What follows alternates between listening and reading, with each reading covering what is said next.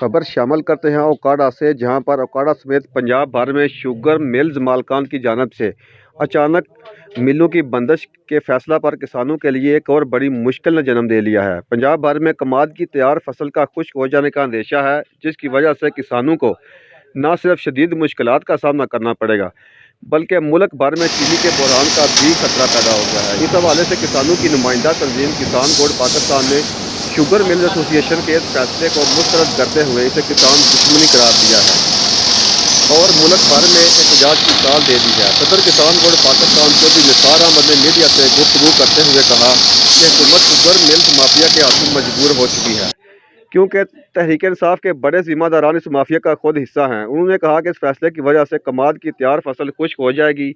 Sugar mills मालकान हुकूमत की जानब से दिए जाने वाले गन्ने के रेट को तस्लीम नहीं करते, इसलिए वो गन्ना खरीदने को तैयार नहीं। ओकाड़ा में अब्दुल्ला शुगर मिल्स बंद हो चुकी है, जबकि बाबा फरीद शुगर मिल्स ने भी गन्ना खरीदने से इनकार कर दिया है। उन्होंने खबरदार किया कि अगर शुगर मिल्स मालकान का यही किरदार रहा और शुगर मिलें फौरी तौर पर ना चलाई गई तो एहतजाज का दायरा कार मुल्क भर में फैला दिया जाएगा, सरकारी दफातर का घेराव किया जाएगा और मुल्क भर की अहम शहरों को बंद कर दिया जाएगा।